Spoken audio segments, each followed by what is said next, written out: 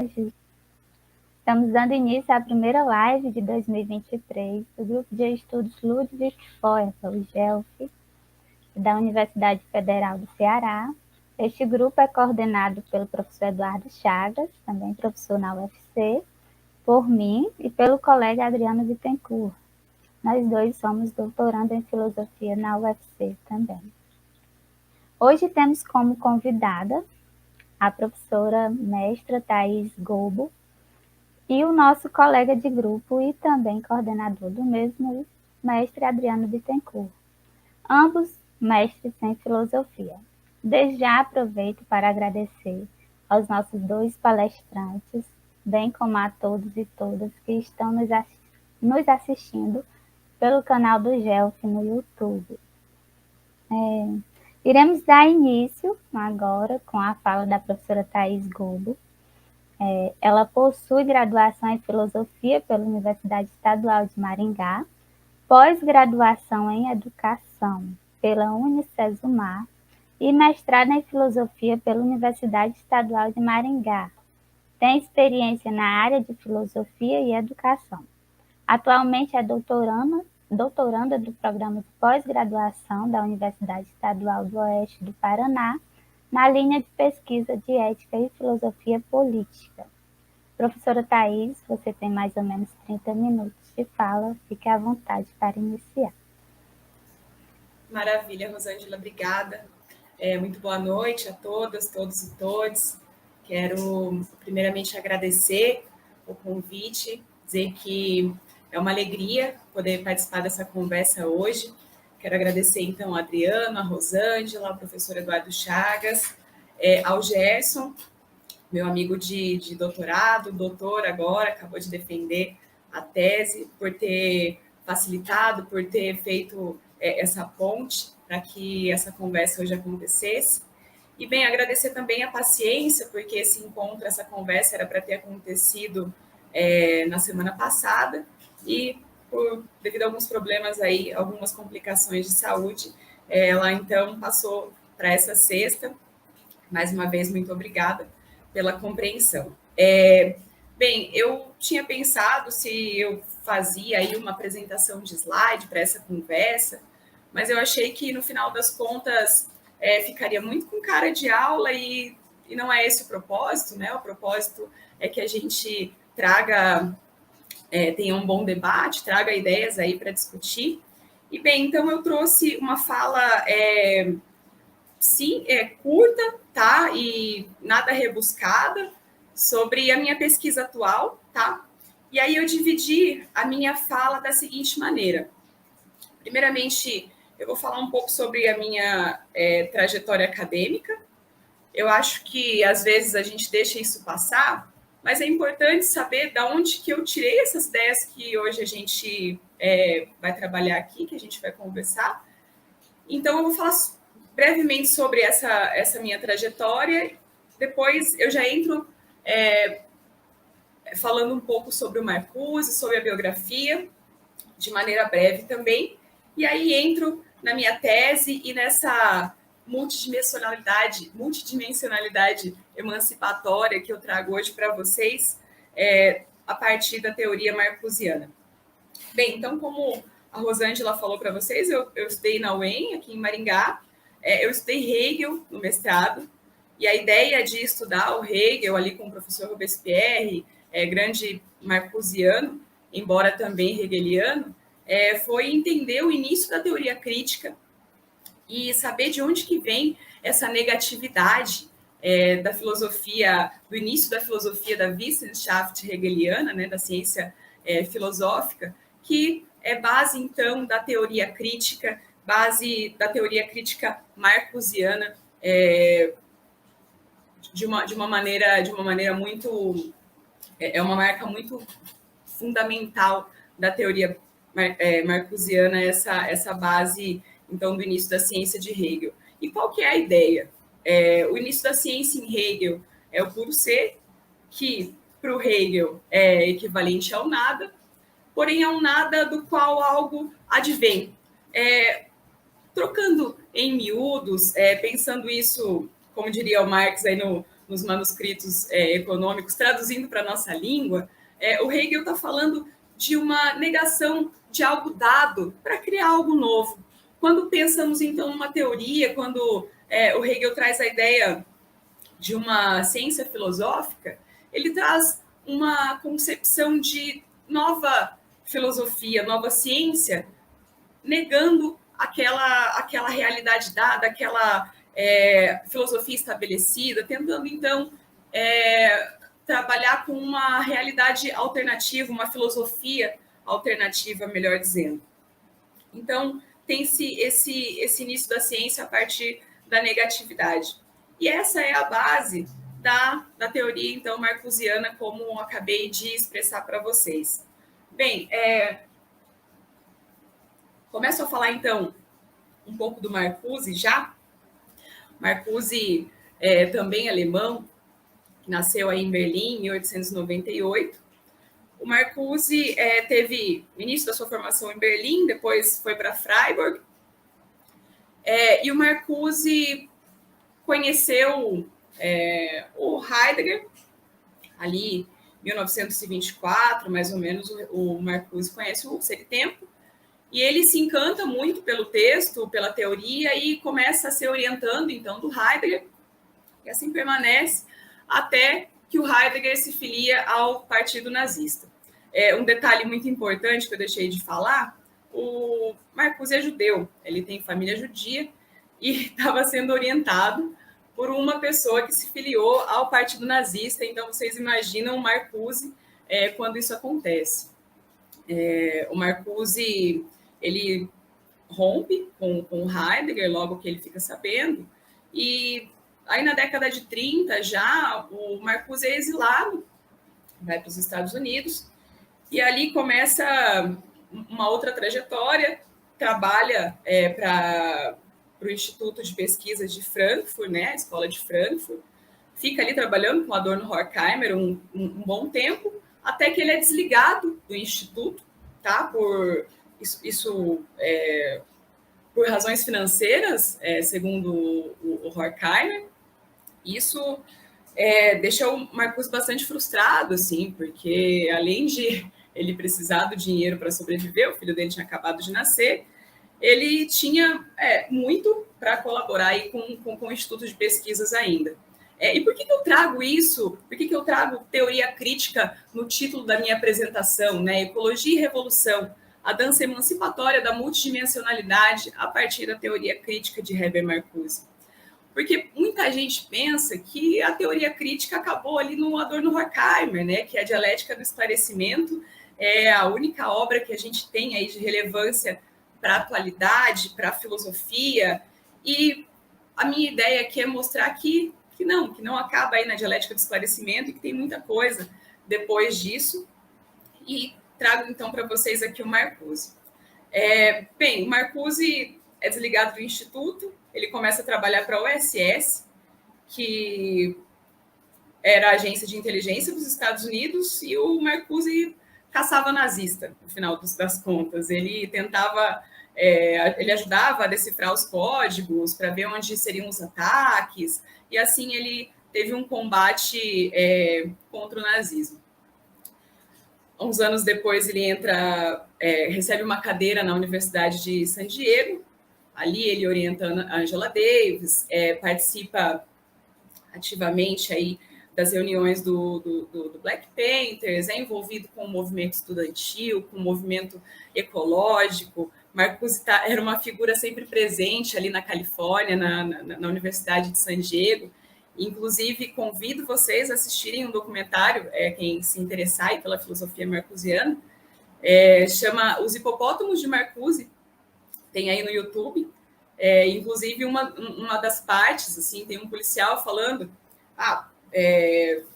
houve o movimento anti-guerra, o Marcuse estava lá. Houve um movimento contra o desmatamento, não sei o que lá, o Marcuse estava lá. Então, o Marcuse estava sempre presente, até que ele teve até que ele foi convidado a se retirar da universidade por uma aposentadoria compulsória. Então, bem, eu trago para vocês a teoria marcusiana porque ela tem um conteúdo subversivo muito alto e pensando numa emancipação em dias melhores para a humanidade, é uma teoria que tem muito para acrescentar para a gente. E aí eu já começo, já entro na minha tese e na minha fala de hoje, para apresentar a ideia de emancipação para o Marcuse. Bom, emancipar o quê? Do que o Marcuse está falando? O que ele entende como emancipação? Eu peço licença para ler para vocês uma citação. Eu trago para vocês hoje ideias, principalmente de dois artigos, de um artigo e de um capítulo de livro do Marcuse, que são o seguinte: Ecologia e a Crítica da Sociedade Moderna, que está nesse livrinho aqui da editora Vozes, traduzido aí pelo Robespierre de Oliveira, mas bastantes pessoas. Falo do Robespierre por ele ter me orientado, inclusive não falei do meu orientador de doutorado, né? Já falo sobre ele, também mostro um livro bem bacana sobre essa temática, professor Rosalvo. Bem, o Marcuse traz a ideia de emancipação, e a emancipação que o Marcuse traz é a seguinte: uma vida mais livre, mais feliz e mais justa. E aqui, as necessidades emancipatórias que eu vou trazer para vocês, que o Marcuse traz como essenciais. Página 150, eu estou lendo aqui do A Grande Recusa Hoje, da editora Vozes, tá? Bom, primeira necessidade emancipatória para o Marcuse: reduzir jornada de trabalho. Primeira necessidade de reduzir drasticamente o trabalho socialmente necessário e substituí-lo pelo trabalho criativo. Ou seja, se a gente quer emancipar a humanidade, se a gente quer uma sociedade mais livre, mais feliz, mais justa, primeiro, então, diminuir as horas trabalhadas, que a gente trabalha demais por conta da mais-valia. Segundo, a necessidade de tempo livre e autônomo, ao invés de lazer dirigido. Vocês percebem que a gente, no descanso, quando nós estamos em casa hoje, sexta-feira aqui em Maringá está chovendo, muita gente vai assistir ao Netflix, vai ficar mexendo no seu celular, e veja, é um lazer conduzido. Enquanto eu mexo aqui no meu telefone, eu produzo vários algoritmos para as empresas venderem aquilo que eu tenho de perfil de consumidor. Eles falam até em targets, né, em público-alvo. O Paulo Arantes tem um artigo muito interessante sobre isso, falando sobre essa questão, essa problemática de você ter essa nomenclatura de guerra mesmo, né, das empresas, essa nomenclatura capitalista de guerra, porque o capitalismo traz essa tendência, né, essa tendência destrutiva de ataque mesmo e de tentativa de atingir todos os públicos possíveis, né? Então, enquanto eu divirto, eu estou ali criando algoritmos, estou tendo esse meu lazer conduzido. Terceira necessidade emancipatória, então, que o Marcuse apresenta: a necessidade de pôr fim à representação de papéis. Que representação de papéis? Bom, parece que é tudo muito lindo no capitalismo, né? A gente tem, então, uma estrutura de vida muito feliz, em que as pessoas são livres para escolher os filmes que elas vão assistir no Netflix hoje, né? Elas têm uma liberdade para escolher aquilo que elas vão comprar. Então, essa necessidade de pôr fim às representações. Qual que é a realidade? E quarta necessidade emancipatória apresentada pelo Marcuse aqui no Ecologia e Crítica da Sociedade Moderna, então a necessidade de receptividade, tranquilidade e muita alegria, ao invés do barulho constante da produção. Parece uma ideia um pouco utópica, né? Falar de alegria, falar de felicidade, de uma vida mais livre, parece até, em alguns momentos, uma utopia do tipo More, e não uma utopia concreta do tipo Bloch, né? Que é o que a gente precisa desenvolver, uma utopia concreta para esperançar uma nova realidade. Então, qual que é a ideia aqui? Uma nova realidade qualitativamente diferente, em que a gente tenha, então, novas necessidades, novas potencialidades, que as nossas potencialidades humanas, elas aflorem novamente, que a gente não fique aí alienado da nossa potencialidade de ser. Bem, eu entro então na proposta do Marcuse de emancipação. Já que o Marcuse pretende a emancipação da humanidade, que trabalha toda a sua filosofia para isso, qual que é a proposta dele, né? Qual que é a ideia? O Marcuse pensa o seguinte,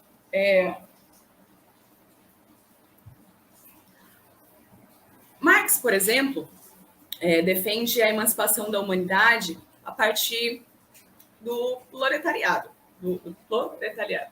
Gente, eu sempre confundo, sempre falo errado, classe trabalhadora. Proletariado. Muito bom, saiu. Bom, a emancipação, então, é tarefa da classe trabalhadora, certo? Eu preciso de uma luta de classe, eu preciso que os trabalhadores tenham consciência de classe, entendam o seu papel no mundo, entendam o papel da sua produtividade dentro do capitalismo, que eles tomem as forças aí produtivas, que eles tomem aquilo que eles merecem, aquilo que é deles, certo? Marcuse concorda. Marcuse fala, bem, eu concordo com a luta de classe, concordo com a tomada do poder, concordo com toda a questão da classe trabalhadora, entretanto, discordo com o fato de que a classe trabalhadora conseguiria emancipar a humanidade sozinha. E aí, qual que é o argumento, a justificativa do Marcuse? Marcuse pensa que, uma vez que o proletariado está totalmente emaranhado à estrutura capitalista, ou seja, ele trabalha ali para conseguir os seus suprir as suas necessidades, embora não consiga suprir todas. Ele tem ali uma lógica colocada na sua cabeça, estabelecida já, ele segue, ele compra ali os seus bens, não bens dizendo no sentido de bens muito caros, não, ele compra, ele produz, ele está ali totalmente inserido na lógica capitalista. Então, ele não conseguiria, sozinho, do nada, emancipar a própria humanidade. Então, Marcuse pensa numa solução. Ele pensa como, então, emancipar a humanidade. Qual que é o problema de o ser humano desenvolver essa consciência de classe? O que impede que o ser humano desenvolva essa consciência de classe para que ele possa emancipar a si próprio e aos outros? O Marcuse, ele se apropria, então, de uma teoria do Freud, tá? Porque, para ele, essa ideia consciente deve ser examinada. Então, traz a teoria freudiana dos instintos eros e thanatos. Qual que é a ideia? Existem dois instintos, dois drives que dirigem as nossas escolhas, a nossa vida, e tudo que a gente escolhe é a partir desses dois instintos que já nascem com a gente, certo? Bom, o eros, então, é um instinto de vida, não um instinto erótico somente no sentido sexual da palavra, tá? É um instinto de fruição. E, segundo Freud, é um instinto que é internalizado, ou seja, eu busco a fruição para mim, eu busco para o meu próprio ser. Enquanto isso, o Thanatos é o instinto de destruição, é o instinto de morte, que, ao contrário do Eros, é externalizado, ou seja, eu não interiorizo a minha destruição. Se assim fosse, existiria uma tendência suicida na humanidade de uma forma geral, e não é o caso, né? Então, o Thanatos é exteriorizado, é externalizado para a natureza. Eu trago o meu instinto de destruição, eu trago as minhas escolhas destrutivas para o meu meio, para a minha sociedade e para a natureza, principalmente.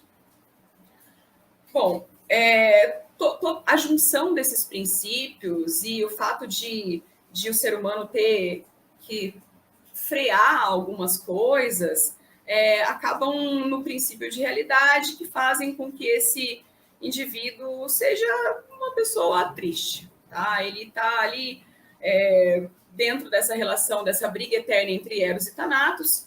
Ele não tem uma solução para esse problema, segundo Freud, então vive nesse ciclo destrutivo em que a humanidade acaba não conseguindo ter essa felicidade, essa vida mais livre, mais justa que o Marcuse está buscando.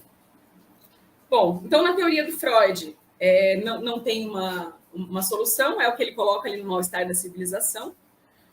E o Marcuse, então, tenta encontrar uma solução. O Marcuse tem uma sacada, ele pensa, bem, se é da nossa consciência essa destrutividade, essa dominação da natureza, então quer dizer que se eu mudar a relação que eu tenho com a natureza, se eu mudar a minha relação destrutiva e essa passar a ser uma relação solidária, uma relação de ajuda, então pode ser que a humanidade tenha uma mudança na sua própria consciência. E aí, mudando a relação com a natureza, nós poderíamos, então, pensar numa mudança social, numa emancipação social. Veja, a gente tem um conceito de humanidade em que existe nós e existe a natureza. Existe a humanidade e existe todo um outro mundo que é aquém das nossas potencialidades. A nossa ideia de humanidade, ela é agressiva, é uma humanidade que não coopera, que não convive, é uma humanidade que transforma a natureza em mercadoria.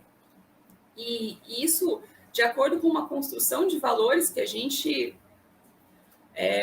tem desenvolvido na sociedade, nessa ideia de que, ora, tudo é produto, tudo é mercadoria, tudo é trabalho exaustivo. Então, a proposta é uma mudança a partir da nossa consciência e uma mudança no jeito que a gente trata a natureza. Porém, o Marcuse não exime a necessidade das mudanças também institucionais, tá? A ideia aqui não é vamos trabalhar com uma nova consciência sem mudança institucional, sem mudança no sistema econômico. Aqui a ideia é trabalhar sim com a mudança no sistema econômico, porém pensando na estrutura natural, da natureza em que a gente vive, pensando no nosso meio. Seria uma ideia ecossocialista, embora o Marcuse não utilize ainda esse termo, tá? E aí eu entro na multidimensionalidade, na ideia proposta,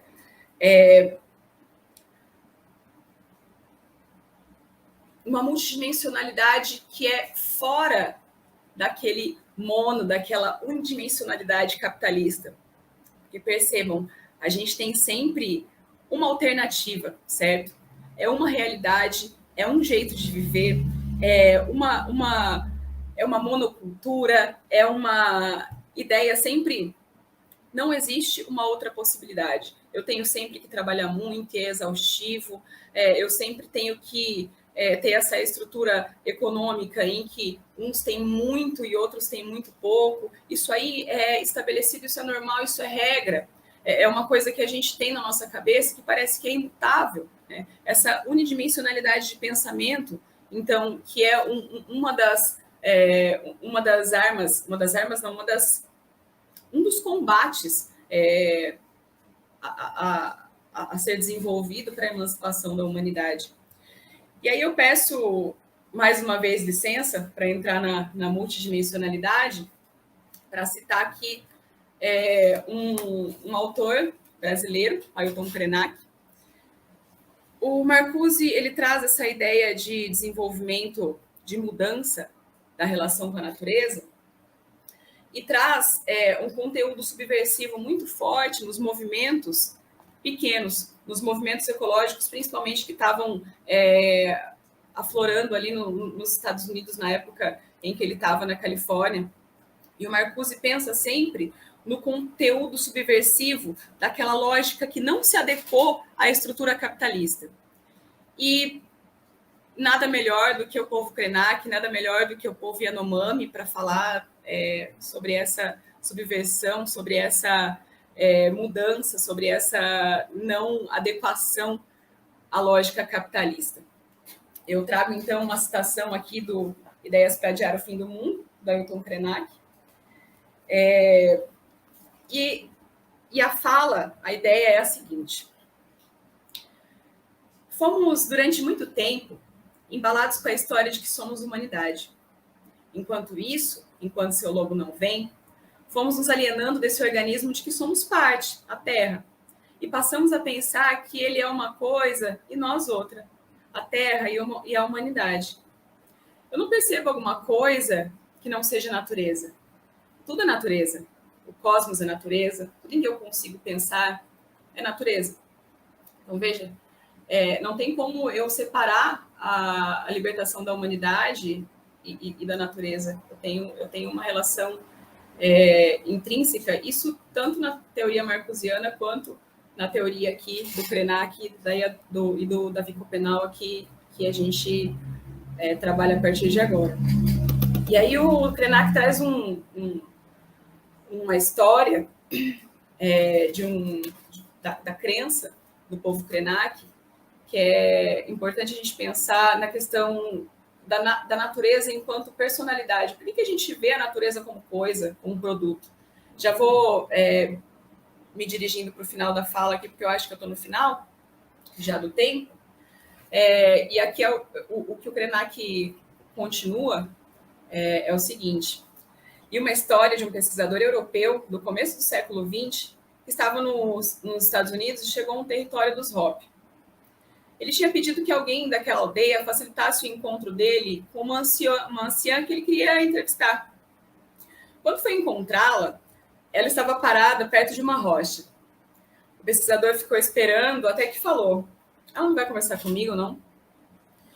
Ao que seu facilitador respondeu: ela está conversando com a irmã dela. Mas é uma pedra. E o camarada disse: qual é o problema? E aí o Krenak continua: tem uma montanha rochosa na região onde o Rio Doce foi atingido pela lama da mineração. Ele falando ali do desastre, do crime da Vale. A aldeia Krenak fica na margem esquerda do rio. À direita, indica que aquela serra tem nome, Tucucraque, e personalidade. De manhã cedo, de lá, do terreiro da aldeia, as pessoas olham e sabem se o dia vai ser bom, se o dia vai ser ruim, de acordo com a maneira que a se comporta.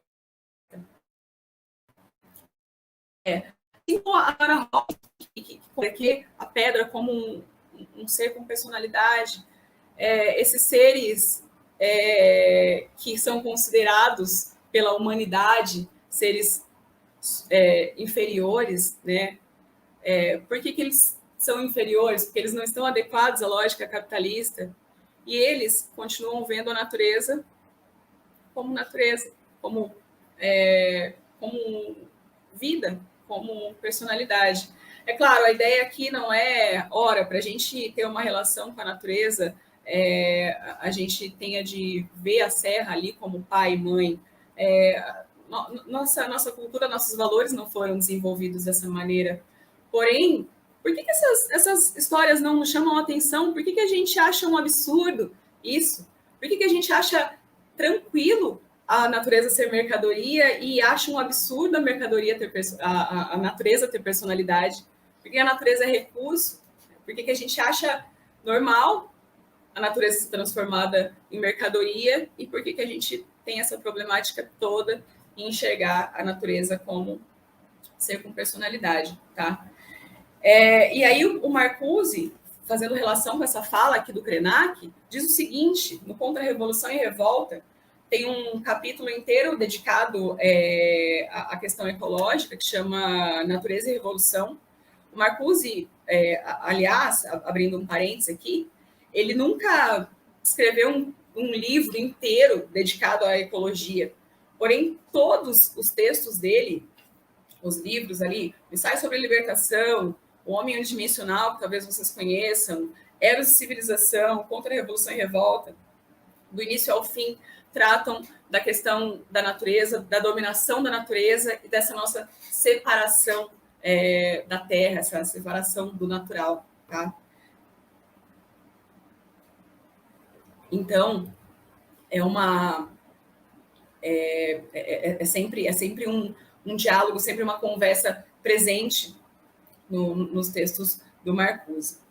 E aí eu já trago uma citação dele aqui na página 64, que diz o seguinte: na sociedade estabelecida, a própria natureza, cada vez mais eficazmente controlada, desculpa, eu estou levemente nervosa, eu sou ansiosa e às vezes a ansiedade dá uma pegadinha. Na sociedade estabelecida, então, voltando, a própria natureza, cada vez mais eficazmente controlada, tornou-se, por seu turno, uma outra dimensão para controle do homem. O braço ampliado da sociedade, de seu poder, a natureza comercializada, a natureza poluída, a natureza militarizada, reduziram o meio vital do homem não só no sentido ecológico, mas também existencial. Bloqueia a catexe e transformação erótica do seu meio ambiente. Priva o homem de encontrar-se a si próprio na natureza, ou seja, eu uma coisa, a natureza outra. Aquém e além da alienação. Também o impede de reconhecer a natureza como sujeito legítimo, ou seja, impede de a gente perceber que a natureza tem personalidade. Bem, eu vou encerrar aqui com uma citação do Yanomami, do Davi Copenaua, grande xamã Yanomami, aqui no A Queda do Céu. O Copenaua diz o seguinte: a imagem de Omama, que é uma entidade religiosa, o deus da tribo Copenaua, da tribo Yanomami, perdão, a imagem de Omama disse a nossos antepassados: vocês viverão nessa floresta que criei, comam os frutos das suas árvores e caçem seus animais. Abram roças para plantar bananeiras, mandiocas e cana-de-açúcar. Convidem uns aos outros de diferentes casas, cantem e ofereçam muito alimento aos seus convidados. Não disse a eles: abandonem a floresta e entreguem-na aos brancos para que a desmatem, escavem o solo e sujem os rios. Por isso quero mandar minhas palavras para longe. Elas vêm dos espíritos que me acompanham. Não são imitações de peles de imagens que olhei. Imitação de peles de imagem, ele está falando dos livros, né? Estão bem fundo em mim. Faz muito tempo que Omama e nossos ancestrais depositarem o nosso pensamento e desde então nós temos guardado. Elas não podem acabar. Se as escutarem com atenção, talvez os brancos parem de pensar que somos estúpidos. Talvez compreendam que é seu próprio pensamento que é confuso e obscuro, pois na cidade ouvem apenas o ruído de seus aviões, carros, rádios, televisores e máquinas. Por isso suas ideias costumam ser obstruídas e enfumaçadas. Eles dormem sem sonhos, como machados largados no chão de uma casa. Enquanto isso, no silêncio da floresta, nós, xamãs, bebemos o pó das árvores, que é alimento do chapiri. Nós vivemos essa imagem. Nós contemplamos os sonhos, nós contemplamos a dança da floresta. Os chapiris são entidades que aparecem para os xamãs quando eles estão nos rituais xamânicos, né? E o Copenaua, então, encerra.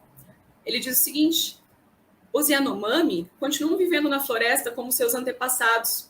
Residem em grandes malocas, onde dormem em suas redes, perto das fogueiras, comem banana e mandioca de suas roças, flecham os animais na floresta e pescam peixes em seus rios. Preferem sua comida aos alimentos mofados dos brancos, fechados em caixinhas de ferro ou estojos de plástico. Convidam uns aos outros de casas diferentes para dançar durante suas grandes festas. Continuam vivendo nas mesmas terras, não viraram brancos. Ou seja, se existe algum conteúdo subversivo, se existe alguém que não se adequou à lógica capitalista, são os povos originários. são os nossos povos indígenas. E só para eu encerrar, eu vou ler duas frasezinhas aqui do Marcuse, novamente em Ecologia e a Crítica da Sociedade Moderna. E o Marcuse diz o seguinte: o impulso para a condição de ausência de dor, para a pacificação da existência, procuraria a satisfação com o cuidado de proteger as coisas vivas. Encontraria satisfação na retomada e na restauração do meio ambiente, na restauração da natureza, tanto interna quanto externa dos seres humanos. Este é apenas o modo como eu vejo o movimento ambiental e os conteúdos subversivos desses movimentos. Bom, é isso, gente. Eu agradeço a oportunidade de fala e aguardo, então, a nossa discussão no final. Obrigada.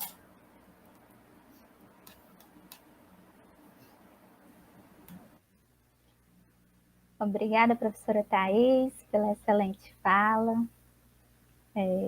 Antes de darmos continuidade, quero dizer que podem deixar suas perguntas no chat, que ambos os palestrantes, ao final da fala do Adriano, abriremos para as respostas das perguntas que forem feitas.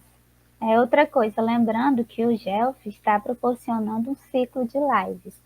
Então, quem tem interesse em certificados, a gente vai fazer mais algumas lives, além dessa. Então, quem participar de pelo menos 3 lives vai ter direito a certificado.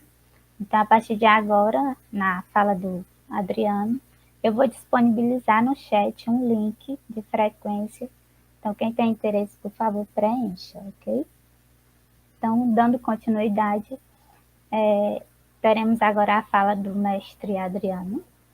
Ele é licenciado em Filosofia e mestre em Ética e Filosofia Política pela Universidade Federal do Ceará, especialista em ensino religioso pelo Centro Universitário Claretiano. Atualmente é doutorando em Ética e Filosofia Política no programa de pós-graduação em Filosofia da Universidade Federal do Ceará e coordenador do GELF, Grupo de Estudos Ludwig Feuerbach. Possui interesse em filosofia clássica, filosofia da religião, metafísica e ética ambiental. Adriano, é com você.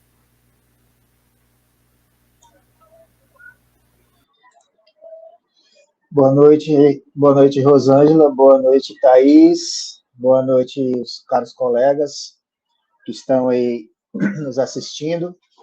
Bom, o conteúdo da minha palestra hoje, né, eu pretendo expor de uma forma bastante direta, né? Então, seguir o rito acadêmico tradicional, né, e vou passar diretamente à leitura, né, do que eu preparei, ok?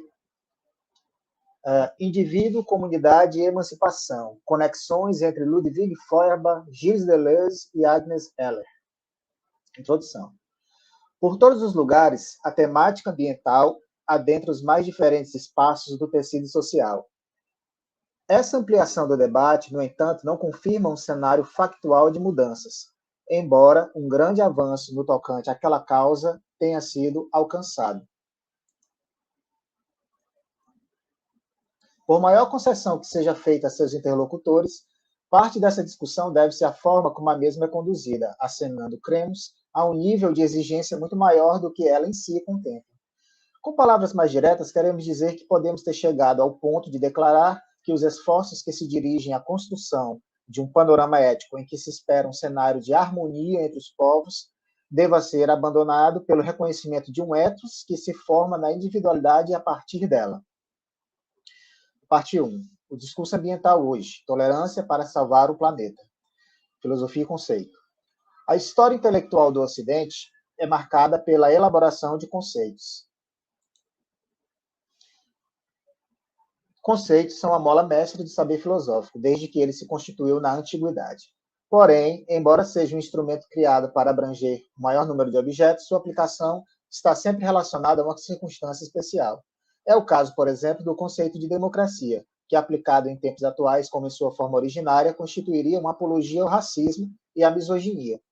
Do mesmo modo, a política de Aristóteles circunscreve-se mediante a ideia de uma hierarquia natural, onde o trabalho intelectual impõe por força da natureza a discriminação entre os homens, retirando-se daí conclusões que, na prática, tornaram-se seriamente problemáticas, como, por exemplo, a estratificação social e a escravidão. O cristianismo soube tirar proveito da filosofia aristotélica, construindo um império moral que, assentado em uma ordem teológica que instituía o prestígio e poderio da igreja enquanto interlocutora entre Deus e os homens, oprimiu e executou diversos adversários da fé, erigindo um arcabouço doutrinário que violava as liberdades individuais.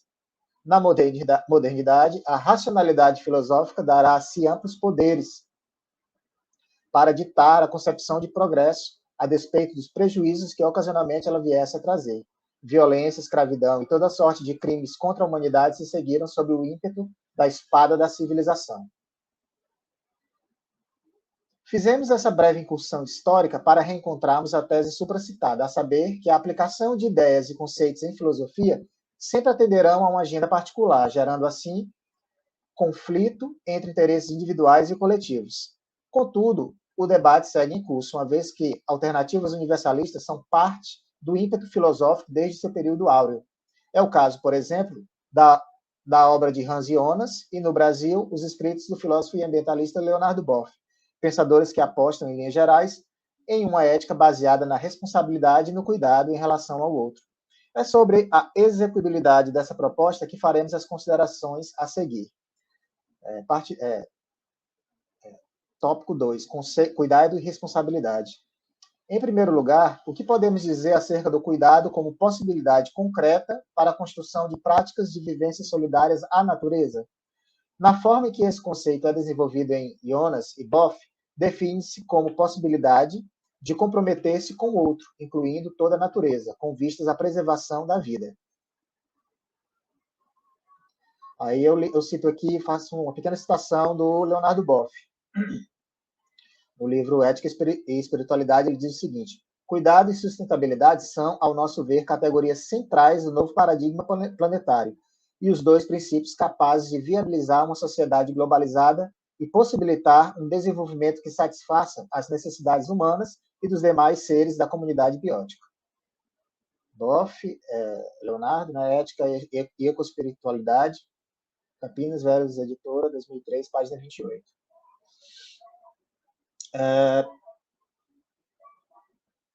Porém, perguntamos, estariam todos os seres humanos inclinados a tomar parte no desafio ético em concessão à experiência inclusiva do outro, com vistas à possibilidade de trazer luz a um cenário de partilhas humanas orientado a um mundo que se queira ecologicamente sustentável? A pergunta acima toca diretamente à questão da responsabilidade do ser humano em relação ao futuro de sua espécie e do planeta em que vive. Para teóricos como Jonas, a responsabilidade, definida como agir que mira a salvaguarda dos que virão, é a única alternativa capaz de conter a marcha da humanidade rumo a uma iminente catástrofe. Os critérios para sua teoria da responsabilidade são, entre outros, o dever, a não reciprocidade, a imputação causal e o contrato, todos perpassados por uma definição ontológica de bem e do homem.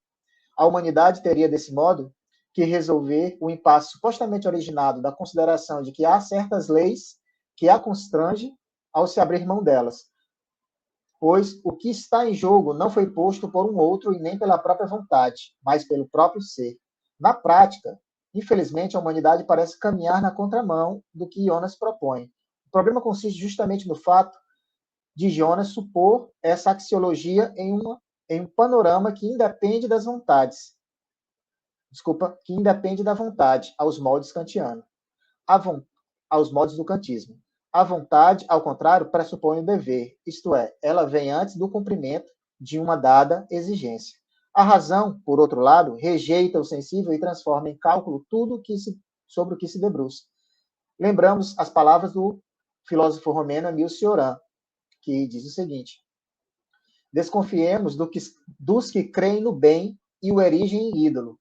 Não teriam chegado a isso se, debruçados honestamente sobre si mesmos, tivessem sondado suas profundezas ou seus miasmas.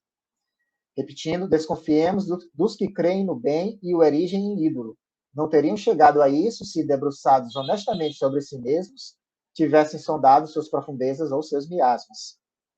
Essa ótica apenas recrudesce se tomarmos como exemplo os diversos usos da racionalidade na política e na técnica sob o pretexto de se criar um mundo melhor.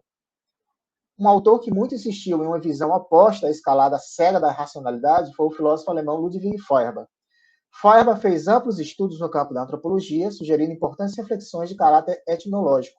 Para ele, os valores são construídos de modo particular e efêmero, como podemos ler nas seguintes passagens de um escrito de maturidade, nas seguintes passagens de um escrito de maturidade publicado póstumamente, chamado Ética e Eudaimonia. Cito Feuerbach. Ó eternidade, palavra trovejante, você se extinguiu e seus terrores e magias desapareceram, e não mais nos perturbam no gozo de nossas alegrias temporais, miseráveis, em comparação com suas alegrias eternas e exaltadas, mas, por outro lado, reais. Honremos, pois, o tempo antes de todas as coisas. Ó eternidade, palavra trovejante, que mal você não causou nos corações e cabeças da humanidade. Só você é responsável pelo fato de terem transformado a física da doutrina da moral em metafísica, a palavra do homem na palavra de Deus, o particular no universal, o transitório em algo duradouro.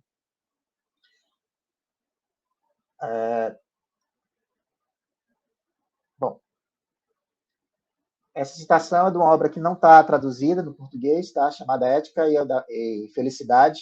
Né? Ela tem...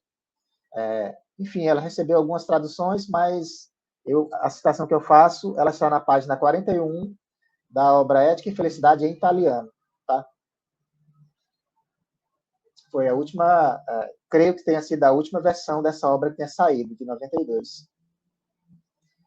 O que nos chama a atenção nas palavras desse filósofo é a falibilidade, 41 e 46, as páginas, perdão. O que nos chama a atenção nas palavras desse filósofo é a falibilidade de tudo que se supõe atemporal e absoluto, logo universal, contra a particularidade em que se expressam as volições. Outro sim, a república saudada como instrumento de libertação e emancipação dos povos, reduziu drasticamente o papel histórico de diversas formas de organização social que, representadas em sua maioria por grupos étnicos minoritários, assistiram impotentes a um forçoso processo civilizatório, como denuncia, por exemplo, o trabalho do teórico marxista José Carlos Mariátegui acerca do massacre da cultura dos povos originários do Peru.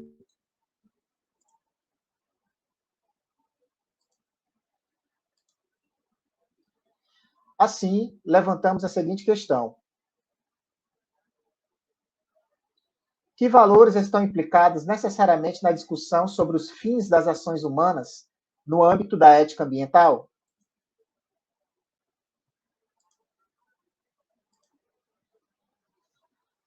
Qual é o propósito de se incluir a ideia de uma fraternidade universal para que a natureza fique livre dos intentos danosos da humanidade? Que relação existe entre a tolerância e a preservação da natureza? A parte 2. O discurso ambiental do amanhã. Conduzir o indivíduo ao encontro consigo por meio da experiência e da consciência. Abandonar a humanidade, reencontrar o indivíduo. O desafio que se coloca diante da ética ambiental, considerando uma conjunção multireferencial de valores, implica em um risco para as formas historicamente consolidadas de pensar o homem, sua relação com o outro e com a natureza. Isso se deve, cremos, ao que Agnes Heller, aborda acerca das concepções de preconceito e tolerância como atitudes independentes do caráter, indo mais longe, afirmando que o conceito de tolerância não é historicamente eficaz, mas um remédio liberal que desconhece a particularidade como fator preponderante para a formação da individualidade. Desse modo, ela argumenta que se quisermos nos libertar de nossos preconceitos, mediante o ato de colocar em questão todos os nossos juízos, perderemos juntamente com os preconceitos também as nossas. É importante destacar que o que ela chama de individualidade está muito próximo do que Feuerbach entende por particular. Ambas se formam, individualidade e particularidade, se formam a partir da presença do outro para se chegar à ideia de uma comunidade. Ao contrário do que supõe o universalismo, que prevê condições para o desenvolvimento da individualidade, apelando assim a uma ontologia que se descola do campo do sensível. Essa ilusão coletiva de se crer que as ideias se sobrepõem à individualidade é, a nosso ver, um erro categórico dos sistemas filosóficos que enfatizaram esquemas deontológicos como soluções no campo das ações humanas. O preconceito não se radica apenas na ignorância, mas também na convicção, como disse Heller. Ao fazer das ideias que sejam razoáveis ou não razoáveis, sempre se parte de um referencial que se supõe universal. Ora, é o indivíduo único capaz de experienciar a razoabilidade de seus sentimentos e ações, implicando desse modo que apenas ele tem a prerrogativa de deliberar acerca do melhor para si. Desse modo, a questão do indivíduo vai muito além do grupo. Em si, ele não reconhece um lugar como seu, sem que para isso seja-lhe imposto de fora uma marca, uma identidade, uma fronteira, sejam religiosas, étnicas ou de outro tipo. Tópico 4. Potenciais complicadores. De um ponto de vista global, se levarmos em conta a heterogeneidade dos valores que afluem sobre diferentes homens e mulheres em núcleos urbanos das sociedades industrializadas, em relação ao comportamento comumente partilhado nos grupos originários pertencentes a minorias étnicas, constataremos que há nas últimas uma maior coesão entre indivíduo e coletividade, algo já amplamente revisitado pela antropologia na divisão entre sociedade e comunidade. Sob tal ângulo, não pareceria razoável crer na independência e autodeterminação dos indivíduos, situados no segundo grupo, principalmente porque neles a ideia de indivíduo não existe na prática. E aqui é uma citação que eu faço do Eduardo Budinas, ao tratar das etnias originárias que habitam os Andes, porém cremos que, com razoável precisão, que essa característica pode ser aplicada à maioria dos povos pertencentes a minorias étnicas. É curioso que muito da discussão no âmbito da ética ambiental, sobretudo nos países da América do Sul, em vista do volume de remanescentes de tradições originárias no continente, busca resgatar, a partir do modo de vida dos mesmos, uma forma mais sutil de relacionamento com o meio ambiente, sem evidenciar a perda da individualidade entre esses povos, que, embora, sob muitos aspectos, superem os hábitos dos ditos civilizados, por outro, não são isentos de comportamentos controversos e até repulsivos.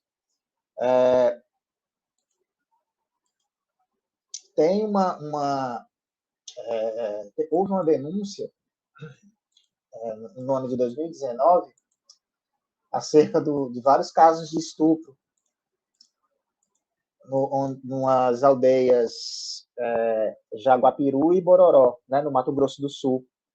Muitas crianças estavam sendo raptadas, sequestradas e estupradas, e se descobriram que próprios membros dessas aldeias, eles estavam por trás disso, e muitas crianças estavam sofrendo abuso sexual dentro das próprias residências, E isso acaba um pouquinho, com aquele mito, que a gente tem, que a gente acha que os povos originários eles são isentos, dessas distorções. Na verdade, eles também possuem essas distorções, mas aí é um caso mais amplo, que a gente pode discutir numa outra ocasião, tá bom?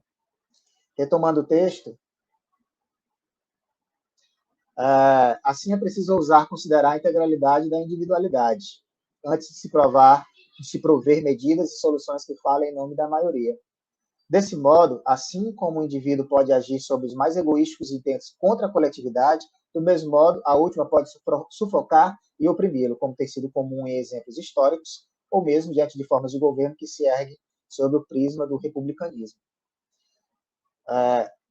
Tópico 5º, o terreno dos valores. Em uma linha de argumentação semelhante, poder-se também tomar como dilema a ser enfrentada a questão dos valores na medida em que, considerando a divisão acima estabelecida entre as minorias étnicas, haveria maior resistência em se enfrentar transformações decorrentes da perda de seus referenciais. É exatamente essa dificuldade que acreditamos tocar de maneira profunda o caráter prático de nossa proposta, uma vez que tomamos como referência a figura do nômade, tal como esse conceito é discutido na obra de Deleuze e Guattari. Eu pretendo fazer um pequeno parênteses para explicar isso, porque assim, a concepção de nômade nesses autores, que na verdade eu já parto da interpretação de um outro filósofo, inclusive daqui do Ceará, o professor Daniel Lins, que tem alguns textos sobre Deleuze e tal, e algumas das interpretações e essa interpretação que ele faz, que está em linha com outros autores, é o seguinte, a ideia de nômade, ela vem de uma palavra chamada nomos, que é uma palavra que não é o nomos como nós conhecemos na tradição filosófica, que quer dizer lei, mas nomos, uma palavra que se origina daquela região ali do Oriente Antigo, e que significa espaço, mas um espaço que ainda não está limitado. Então, é uma palavra que tem uma raiz ali no Egito, né, sobretudo na linguagem dos pastores. Né? E aí o Deleuze ele utiliza esse conceito para trabalhar essa ideia do nômade, né, como um indivíduo, aquele, né, que está sempre se reconfigurando, né, a partir de cada enfim, na medida em que ele vai migrando, ele vai se reconfigurando, né, e vai absorvendo novos valores, né, vai perdendo aqueles valores, enfim, que ele trazia, né, e basicamente é isso, a ideia de nômade, né, é uma ideia que perpassa esse conceito de espaço em que não há limite, ou seja, todo mundo é minha casa, né? Eu sou um cidadão do mundo, é mais ou menos isso, tá? Mas a gente naturalmente pode voltar a isso nas explicações, eventualmente se tiver alguma pergunta a respeito, tá? Retomando o texto, né? Uma vez que, tomando como referência a figura do nômade, tal como esse conceito é discutido na obra de Deleuze e Guattari, descortinamos uma situação permanentemente enfrentada pela maioria dos povos. Em tempos mais remotos, o ser humano precisou migrar para diferentes partes da Terra com o propósito de encontrar condições que melhor o satisfizessem. Ainda hoje, um grande número de indivíduos e até de famílias inteiras deixam seu país de origem por diferentes razões, na maioria delas fugindo da própria morte. Ainda que seja matéria de estudo, o fato é que, mesmo as tradições que hoje consideramos originárias, chegaram de terras muito mais distantes e precisaram deslocar seus referenciais de origem, mostrando que os valores, mesmo em grupos onde há transformações mais lentas no comportamento e nos costumes, em grupos assim, né, onde há transformações mais lentas no comportamento e nos costumes, não se deve falar em valores absolutos. De fato, o caráter nômade, segundo Lins, vai muito além de um mero deslocar-se no espaço, mas circunscreve-se nos limites de uma subjetividade pós-metafísica, que não se deixa pertencer a um locus, a um ponto fixo, estanque, mas converte-se em dobra sobre si próprio, em um processo ininterrupto de posse e expropriação dos valores. Aqui há um suave aceno ao que Heller expõe sobre libertar-se dos preconceitos quando estamos dispostos a negar confiança a nossas ideias, na medida em que o conhecimento e a experiência a contradigam de modo regular, mas assimilar-se sempre em contiguidade aos destinos e ocasiões que favorecem tal. O exemplo mais drástico desse tipo de atitude pode ser encontrado nas tragédias e conflitos bélicos entre países, onde, em busca de salvar a si próprios, indivíduos deixam para trás toda a herança cultural que possuem para se adaptarem a um novo território.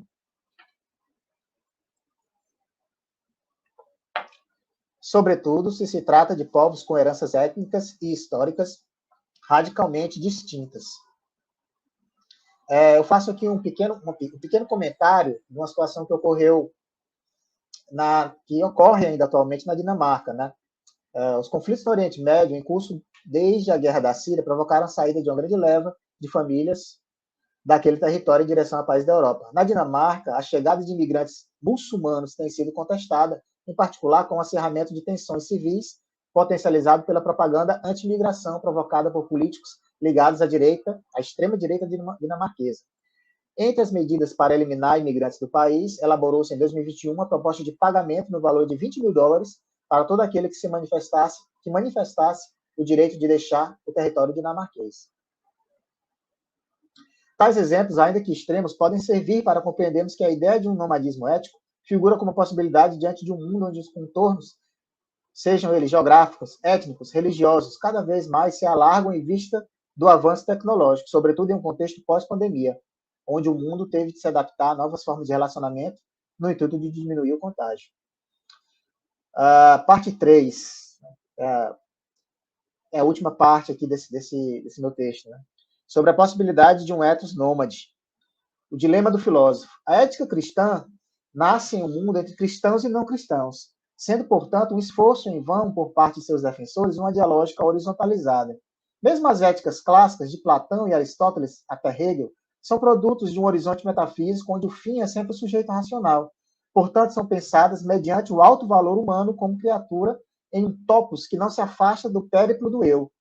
Ao confrontarmos a universalização frente ao valor da individualidade na construção de um espaço, e aqui não topos, né, geométrico, mas nomos, né, desse conceito mais antigo, oriental, de espaço contíguo de adaptação, quisemos pontuar dois elementos que consideramos importantes em ética prática, a saber, a individualidade e a sensibilidade. De acordo com essa chave interpretativa, o ser humano, como um ser sensível, ainda que pertencente a um grupo, possui uma história particular, a qual se desenvolve em seu interior, e é por meio dela que se encontra a posse consciente de sua escolha em sentido axiológico, de uma escolha em sentido axiológico. A união entre esses aspectos, a saber, a sensibilidade, individualidade e comunidade, produz o movimento da história, marcada por períodos de lutas e trevas. A breve exposição feita no tocante a ideias de sociedade e comunidade tem como objetivo apenas revelar que, em qualquer parte, o indivíduo está só, ou seja, a inevitabilidade de circunstâncias desfavoráveis, seja por catástrofes climáticas ou conflitos armados, será sempre ocasião para que um novo horizonte de sentidos preencha a ameaça de derrelição sobre as forças incontroláveis do destino. E dessa circunstância não se livra o filósofo quando se depara com um problema de ordem ética. A quem deve ser dada a última palavra, ao indivíduo ou à coletividade? Essa talvez seja uma forma injusta de chegar à questão, pois, sob esse ângulo, tende-se a considerar como mais justo que se pereça o indivíduo em favor da maioria. Porém, o que chamamos de individualidade aqui consiste unicamente no direito de se considerar o ser vivo como um organismo em mutação, como quer Feuerbach ao explicar a total dependência daquele em relação à experiência sensível, com o outro e com a natureza, bem como Heller, que faz anteceder o sujeito ao conceito. O último tópico, né? Nomadismo e meio ambiente. Se é assim, o que podemos dizer da relação entre o ser humano e a natureza? Devemos esperar que cada um por si decida como deve agir diante da ameaça a um futuro sustentável? Infelizmente, é exatamente isso. Não parece sensato, e acompanhamos Heller nisso, que a história dos povos possa trazer um cenário diverso daquele que persiste até hoje no tocante à conscientização ambiental, pelo simples desejo de esperarmos uma abertura ao outro, ao diferente. Por mais nobre que pareça essa visão, fomentada no seio de uma sociedade amplamente embasada em um alto custo energético e no controle voraz das instituições financeiras, bem como sob o olhar de um mercado cada vez mais competitivo, ela não reflete o curso da história, com os seus sem número de excluídos, desabrigados, famintos, doentes e miseráveis, e todas as vítimas de catástrofes políticas e econômicas que minam a liberdade de autodeterminação individual.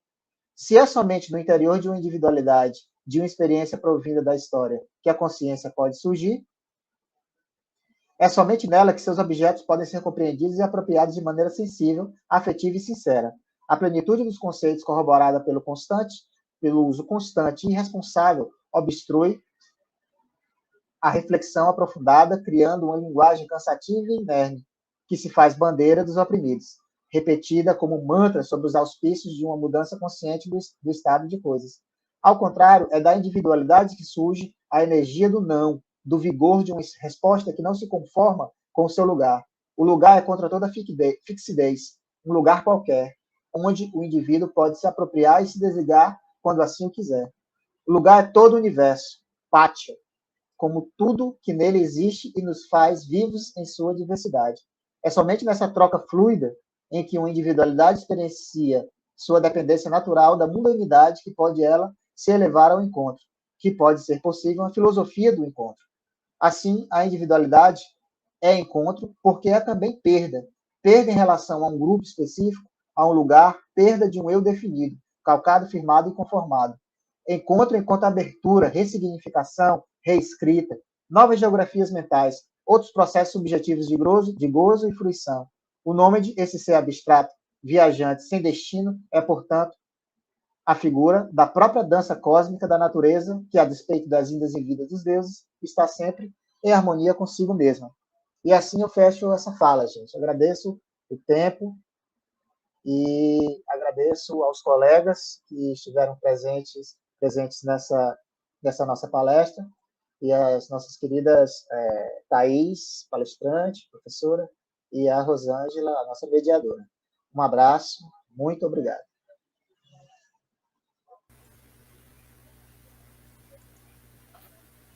Bom, obrigada, Adriano. Excelente fala, a sua também, a da professora Thaís. Vamos ver se tem pergunta aqui no chat ou alguma observação. Acredito que até agora nenhuma. Eu não sei se... Bom, eu tenho uma pergunta para a Thaís. Certo. Você quer fazer logo ou você e a professora Thaís preferem responder logo a que eu tenho? Eu tenho uma para fazer a vocês dois. Pronto, pois então você primeiro. Tanto faz. Ok.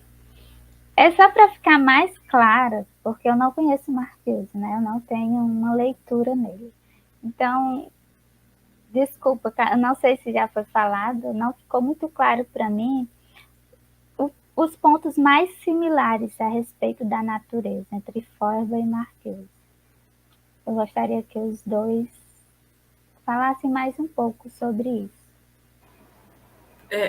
Perdão, eu não entendi a pergunta. Pontos similares entre a natureza... A respeito da natureza.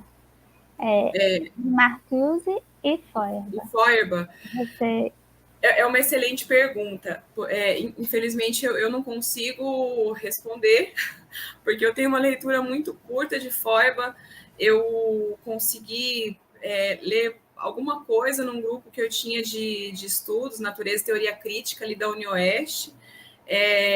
Inclusive, hoje estou aqui aprendendo com vocês e fiquei muito feliz com o convite justamente por essa oportunidade de aprender um pouco mais sobre Feuerbach. Mas, de fato, eu não consigo te responder. Mas você pode falar da natureza em Marcuse um pouco, e de repente o Adriano, falando de Feuerbach, a gente consegue ver.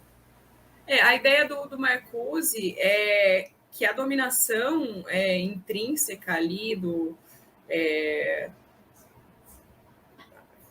instintiva, seja então trabalhada, né? Que a gente trabalhe essa destrutividade, essa destruição a partir de uma tentativa de cooperação com a natureza, uma tentativa de mudar a relação. O Marcuse não tem um tratado sobre ecologia, ele não tem um texto propriamente ecológico, tá? Porém, o debate da natureza está presente nas principais obras. O Marcuse sempre traz essa preocupação. Bom, a gente precisa sim de uma mudança sistêmica, de uma mudança econômica. Todavia, não basta mudar a estrutura econômica se a gente não mudar a relação com a natureza. E aí que ele busca, né, essa tentativa de mudança qualitativa nos nossos próprios valores, né, de acordo com o que a gente acredita que seja natureza mesmo. Até a fala do Adriano traz isso também, né, essa ideia de que a gente não vê a natureza como um sujeito, um ser com personalidade, a gente acaba trabalhando como um recurso. E por isso que eu trouxe essa fala do Krenak, do Schopenhauer, para colaborar com esse pensamento de que, bom, é necessário, então, uma mudança na nossa visão. O que aconteceu com a nossa... O que nos alienou da nossa mãe terra, né? O que nos alienou da nossa potencialidade de ser enquanto seres da natureza.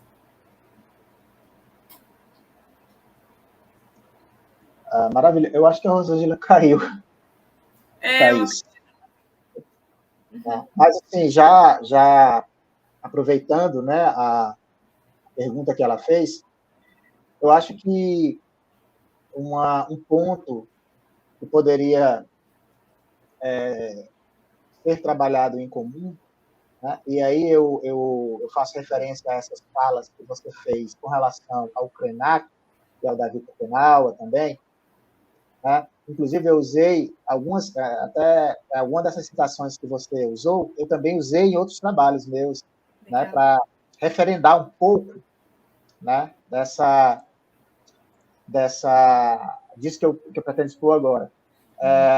No pensamento do Feuerbach, claro que isso se discute também bastante, né? Mas na linha que eu tenho pesquisado e tenho enfim, investigado, né, com mais profundidade, a individualidade, né, as particularidades históricas, elas são muito presentes, sabe? Elas são muito fortes, né? Ela constrói, né, todo o nosso arcabouço de valores. Os nossos valores, os valores de uma comunidade, eles são construídos a partir das próprias relações que ali são travadas, certo? E naquele texto, no texto que nós estamos estudando, As Preleções sobre a Essência da Religião, tem uma que é do Feuerbach, né? Um texto, assim, uma fase de transição, não é ainda uma fase de maturidade, que é onde eu me foco mais nos meus textos. Ele diz que em política vale o melhor modelo, né? A melhor configuração, né? Política que aquele povo ali que a erigiu, né? Possa representar. Porque ao se construir a política, ao se construir, né, todo um cenário de partilhas, você naturalmente vai precisar de valores para isso, né, de referenciais históricos, né? E essa fala dele, que está lá no texto, eu achei muito interessante, porque o José Carlos Mariátegui, que foi um jornalista, né, marxiano, do início do século XX, ele tem os 7 ensaios sobre a realidade do Peru, né? Ele tem vários textos sobre a questão indígena, né, no Peru e tal. Ele tem vários textos muito interessantes sobre o problema indígena no Peru. E qual é o principal problema que ele viu lá, né? Quando chegou a República, né? Quando chegou a República, tratando da realidade do Peru, quando chegou a República lá, as comunidades originárias, elas ficaram completamente esquecidas, né? Então, coisas como o voto, né, e todas aquelas instituições que são próprias, né, a questão da divisão dos poderes, são próprias a uma república, essas comunidades originárias, elas não conseguiram, né, se adaptar. E aí tem essa questão que você falou, né, como o exemplo do Krenak, né, tipo, o cara se espantou porque a indígena lá estava falando com a pedra, né, porque há um choque de valores, entendeu? Há um choque de valores aí. Então, como é que eu vou conseguir integrar alguém, né, que trata uma pedra, né, como um ser vivo, que ela pode falar, né, com alguém que não, enfim, que tem uma cultura totalmente diversa, entendeu?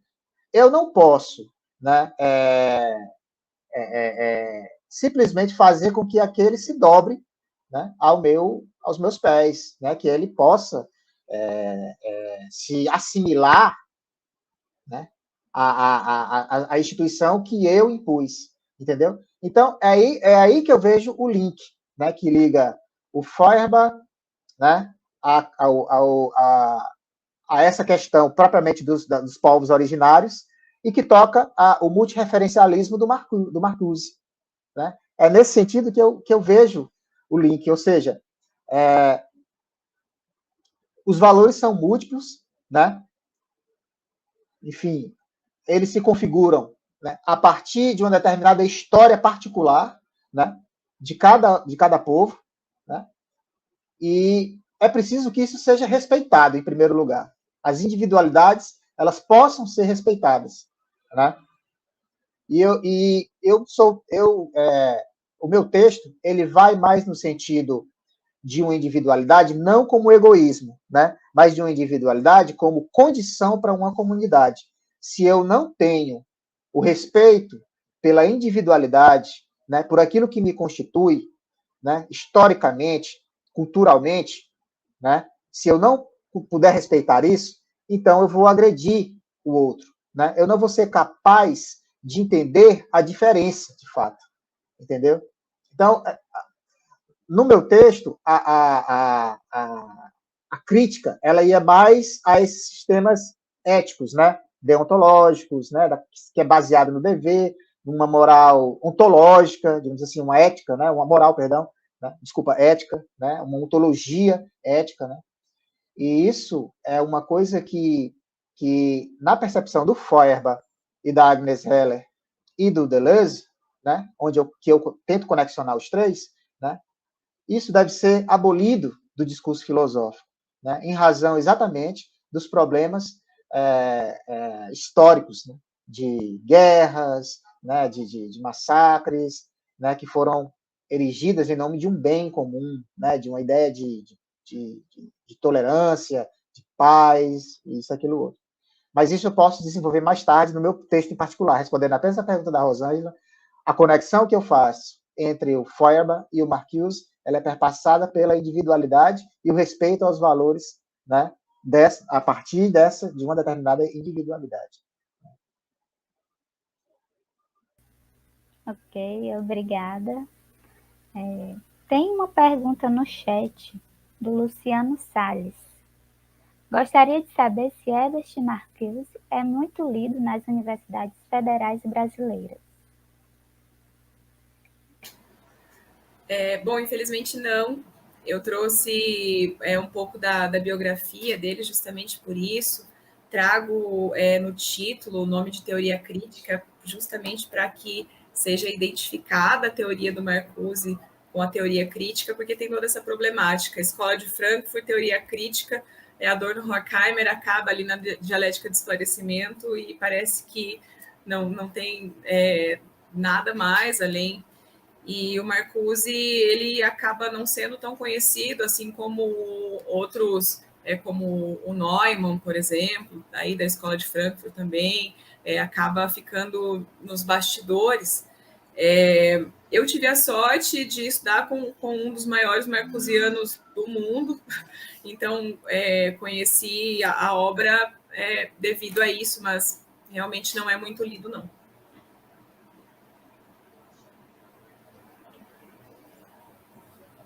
Maravilha. Ok. Adriana? Bom, eu achei bastante interessante na sua fala, Thaís, porque a gente sabe, né, que esse discurso,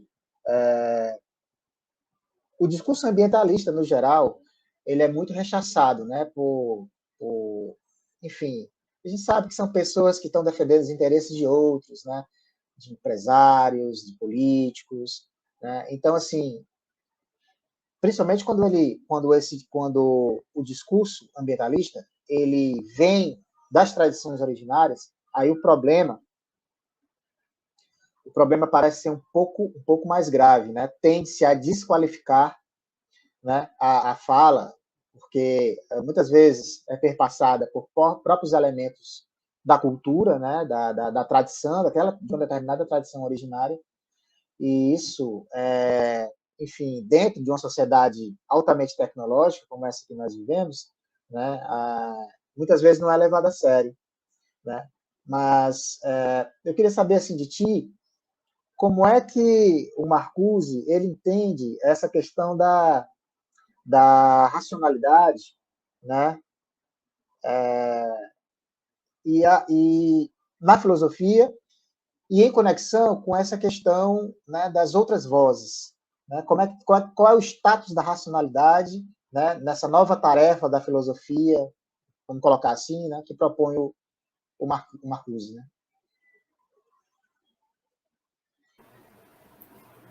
O Marcuse, assim como a teoria crítica, tenta uma junção de perspectivas, né? Traz ali várias perspectivas, várias interpretações para trabalhar um problema.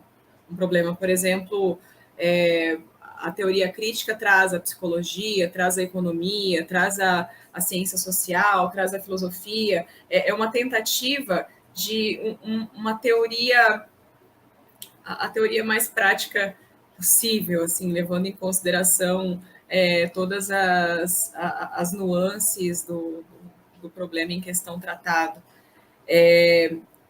Eu fiquei pensando na individualidade que você trabalha, que você traz aqui do Feuerbach. Essa individualidade, ela é das potencialidades, né, dos indivíduos que se aliena ali nessa estrutura capitalista, nesse sistema multidimensional.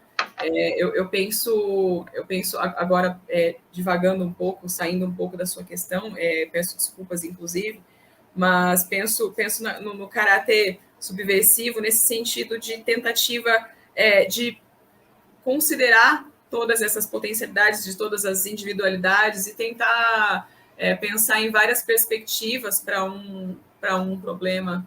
Acho que o que o Marcuse traz de diferente é essa junção mesmo, essa junção de perspectivas. O Marcuse está falando de economia, ao mesmo tempo ele traz a psicologia, ao mesmo tempo ele traz uma contextualização histórica, um problema social. Então, essa multidimensionalidade parece que falta, às vezes, para a filosofia, né? Você vê a filosofia analítica de uma perspectiva somente, você vê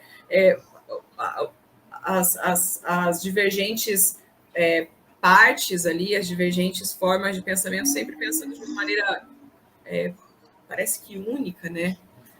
E a tentativa, então, é abrir esse horizonte. Não sei se eu consegui responder a questão. Ah, maravilha, maravilha. Respondeu sim. No caso do Feuerbach, né, é mais ele não tem essa ideia da individualidade, né? No caso, a individualidade é uma conexão que eu faço com a Agnes Heller, né? No caso do Feuerbach, ele fala em particularidade, né? Simplesmente particularidades, sim. Né? Particularidades.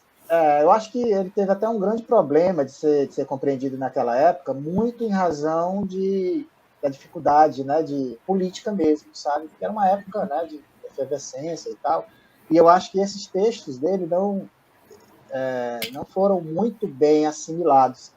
Hoje eu vejo Thaís, Rosângela e colegas, né, que os referenciais, né, para ética, para uma ética prática, uma ética que se pense, né, os conceitos de natureza, de solidariedade em relação à natureza, eles precisam estar calcados nessa particularidade, sabe? Nessa forma de se sentir, né, a natureza a partir de uma individualidade e não assaltá-la e tentar conformá-la a um discurso, né? Não assaltá-la e tentar dizer que aquilo ali é natureza. Né? Isso é uma coisa que eu acho que o Feuerbach, né, como um filósofo anti-universalista, né, ou seja, um filósofo particularista nesse sentido, ele está trazendo, né, essa reflexão. O próprio marxismo, ele de certa forma, ele é um pouco a despeito aqui de todas as ressalvas que possam ser feitas, em detalhes, né, da própria obra do Marx e tal, mas o comunismo, como uma utopia, né, ele tem essa característica também. Né, e é interessante que muitas pensadoras, né, simplesmente acho interessante isso, que duas pensadoras da tradição marxista que observaram que a individualidade não estava sendo levada em consideração no interior, né, das doutrinas de Marx, individualidade no sentido dos valores, né, uma partilha de valores digamos assim, dos critérios que legitimam uma determinada autonomia, né, de postura, de caráter, de personalidade, enfim.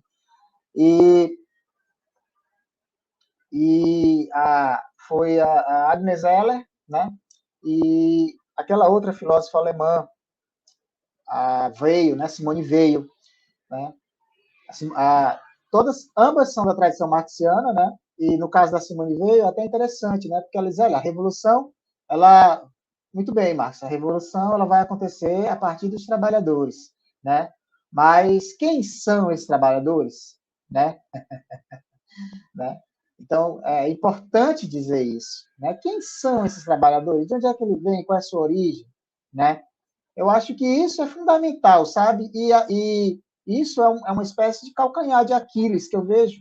Não um calcanhar de Aquiles porque não dissolve a doutrina, mas é um ponto fraco que, ao meu ver, né, da doutrina marxiana, que desconsidera, de certa forma, isso aí não sou só eu que estou dizendo, né? Quando eu falo isso, o meu texto está cheio de referências. Embora eu faça muitas afirmações, né, ele está cheio de referências nele, né? Então, eu não tenho coragem de fazer afirmações assim sem, né, sem antes me precaver, né, ter cuidado. Mas, enfim, eu acho que essa questão da individualidade aí perpassa a questão dos indígenas, dos povos originários, né, que é um tema que eu trabalho, que eu tenho trabalhado bastante, mais fortemente nos últimos meses, nos últimos anos, no último ano praticamente. Tenho escrito bastante sobre isso, né, conexionando o pensamento do Feuerbach com essa ideia, né, de respeito, de legitimidade dos valores das individualidades e tal, né? Eu acho que isso é uma tarefa que se impõe às novas éticas, sabe? E eu acho que isso está em perfeita consonância com a sua fala, com aquilo que Marcuse defende. Eu nunca sei falar se é Marcuse ou é Marcuse, né? Eu nunca sei direito. É alemão, mas eu não sei direito como é que fala. É meio estranho, é Marcusa. Marcusa, né?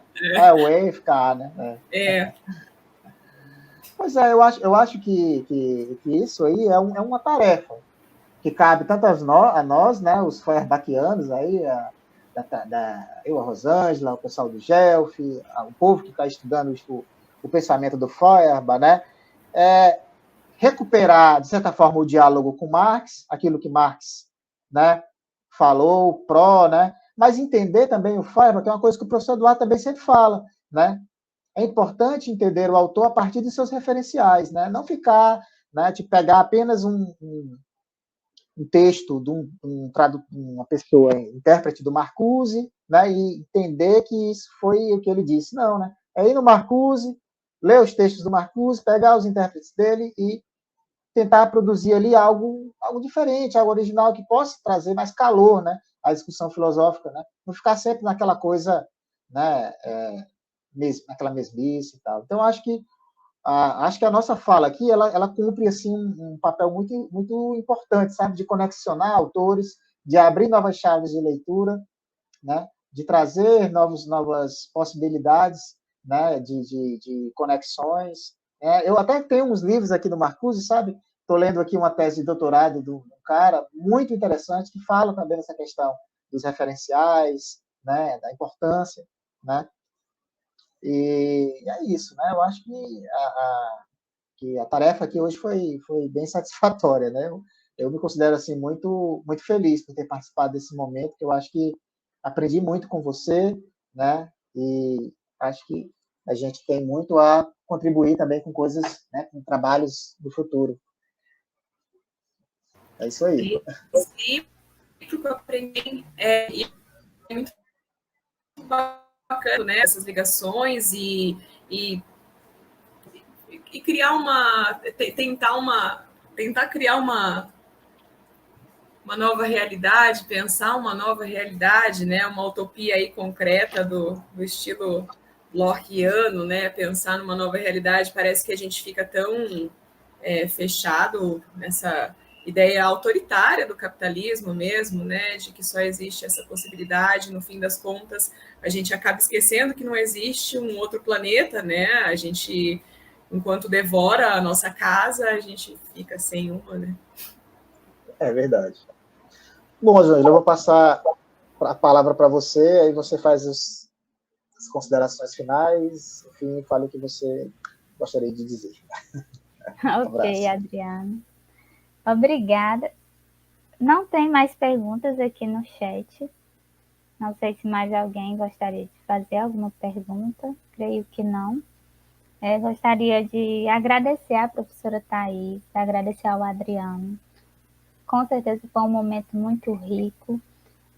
Esse semestre a gente vai trazer esse modelo para o GELF, sempre trazer convidados que falem também de outros autores, juntamente para fazer uma conexão com Feuerbach, para ver que Feuerbach é muito amplo, não fica ali fechado. Feuerbach também não é um autor muito trabalhado nas universidades, infelizmente. Então, a fim de ajudar, o GELF é a fim de ajudar não só os feuerbachianos, mas também pesquisadores que trabalham com outros autores, de repente fazer essa ligação Então, é muito importante. Gostaria de, mais uma vez, agradecer a todos que estiveram com a gente até agora. Eu pedi desculpa pelo link da frequência, não deu certo, mas fica salvo aqui no chat, então eu vou anotar o nome de todos. Agradecer mais uma vez ao Adriana, à professora Thais, ao professor Eduardo Chagas, a todos, tá bom?